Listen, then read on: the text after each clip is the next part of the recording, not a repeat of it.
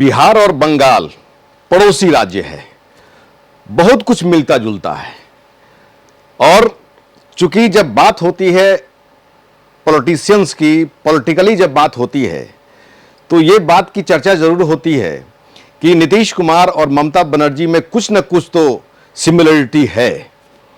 मतलब ये कि 15 साल के लालू राबड़ी राज्य को जिस तरह से कथित जंगल राज को नीतीश कुमार ने उखाड़ फेंका था 2005 में, उसके बाद में किस तरह से अपने सोशल इंजीनियरिंग का इस्तेमाल करते हुए उन्होंने अपने वोट बैंक को एक अलग धार दिया। मतलब कि आधी आबादी की राजनीति उन्होंने शुरू की।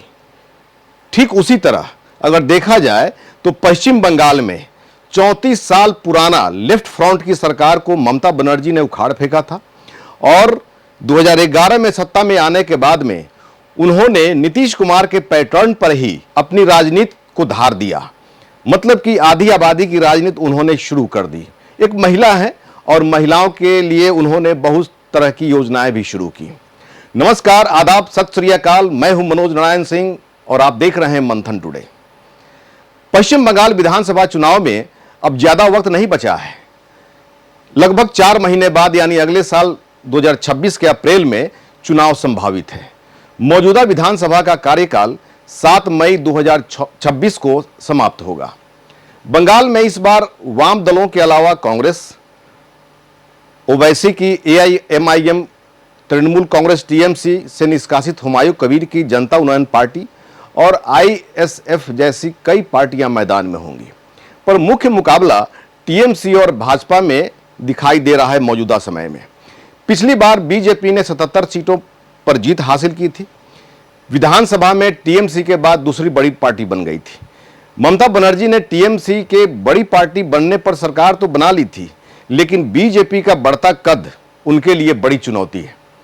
कभी बंगाल की सत्ता पर काबिज रहे वाम दलों के मोर्चे और कांग्रेस को बीते चुनाव में खाली हाथ रह जाना पड़ा था। बंगाल में ममता बनर्जी लगातार तीसरी बार सीएम बनी। इस बार उन्हें कामयाबी मिलती है तो वे चौथी बार सीएम बन सकती हैं। ऐसा हुआ तो वे बिहार के सीएम नीतीश कुमार के रिकॉर्ड के करीब पहुंच सकती हैं। यही नहीं, ठीक नीतीश कुमार की तरह ही ममता ने अपना वोट बैंक भी अलग अलग पॉकेट में बना रखे हैं। सत्ता में आने के बाद से ममता ने आधी आबादी को अपना वोट बैंक बनाने का जो सिलसिला शुरू कर दिया था, वो नीतीश कुमार की रणनीति से मेल खाता है। नीतीश कुमार ने बिहार की महिलाओं के सशक्तिकरण के लिए कई अनूठे काम किए। निकाय चुनाव, नौकरियों में महिलाओं को आरक्षण, जीविका दीदियों की करीब 1.5 करोड़ की फौज, स्कूली बच्चों को साइकिल, पोशाक के अलावा वजीफा जैसे काम नीतीश 2005 में ही पहली बार सीएम बनने के बाद से ही करने लगे। ममता बनर्जी भी उन्हीं के नक्शे कदम पर चलती रही हैं। 2024 में लोकसभा चुनाव में पश्चिम बंगाल में करीब 7 करोड़ 60 लाख वोटर्स थे।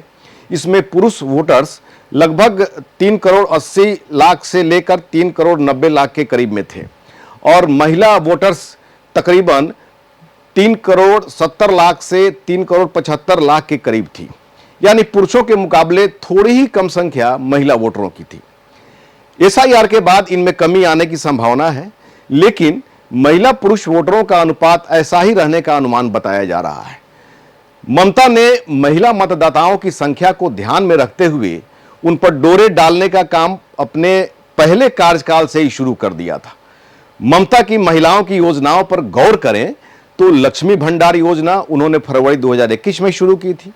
इस योजना से 25 से 60 वर्ष आयु की लगभग 2 करोड़ 2 लाख महिलाएं लाभान्वित हैं।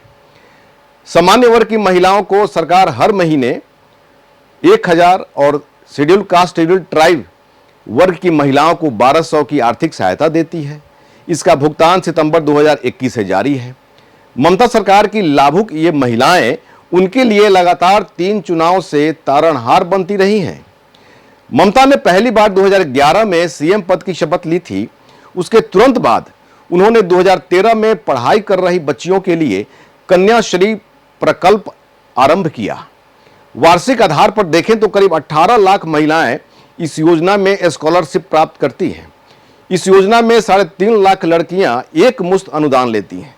इसके अलावा ममता ने 2018 में रूपश्री प्रकल्प शुरू किया था। 2024-25 में लगभग 2 करोड़ 8 लाख लड़कियां रूपश्री योजना से लाभान्वित हुई। नीतीश ने महिलाओं के सेल्फ हेल्प ग्रुप का बिहार में जीविका नामकरण किया, तो बंगाल में ममता बनर्जी ने आनंद धारा नाम दिया है। राष्ट्रीय ग्रामीण आजीविका मिशन के तहत 2011 से ही ये योजना बंगाल में चल रही है। राज्य में लाखों महिलाएं प्रत्यक्ष अप्रत्यक्ष रूप से इस योजना से जुड़ी हुई हैं। ममता बनर्जी ने किशोरी सशक्तिकरण योजना सबला भी 2011 में ही शुरू की थी, जो अब तक जारी है।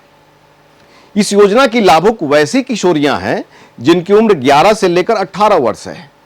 इस बात से इनकार नहीं किया जा सकता कि ममता दीदी की असली ताकत ये महिलाएं हैं। महिलाओं के लिए अलग अलग योजनाओं का लाभ देकर ममता बनर्जी ने उन्हें अपने पाले में अब तक रखा है। यही वजह है कि उन्हें चुनाव में लगातार कामयाबी मिलती रही है। नए साल में अपने कोर वोट का ख्याल रखते हुए ममता महिलाओं के लिए कुछ और आकर्षक योजनाओं की घोषणा करें तो इसमें आश्चर्य की बात नहीं होगी। ऐसा भी संभव है कि उन्हें मिलने वाली सहायता राशि बढ़ा दी जाए। बीजेपी को ममता के किले पर कब्जा करने के लिए पहले महिलाओं को अपने पाले में करना होगा। अगर इसमें वे कामयाब रहती हैं तो चौथी बार भी उनका झंडा बुलंद रह सकता है।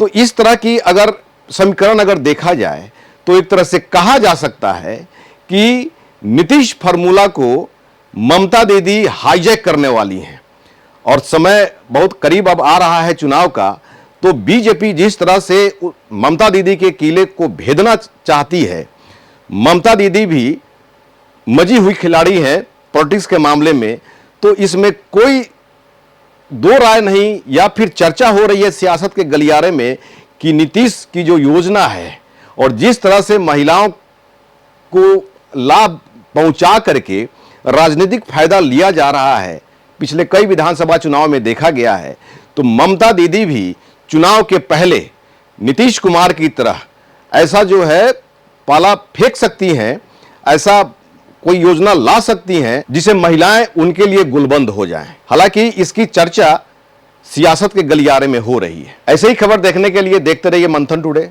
हमारे चैनल को लाइक करिए, सब्सक्राइब करिए और अधिक से अधिक लोगों तक शेयर करिए। बहुत बहुत शुक्रिया।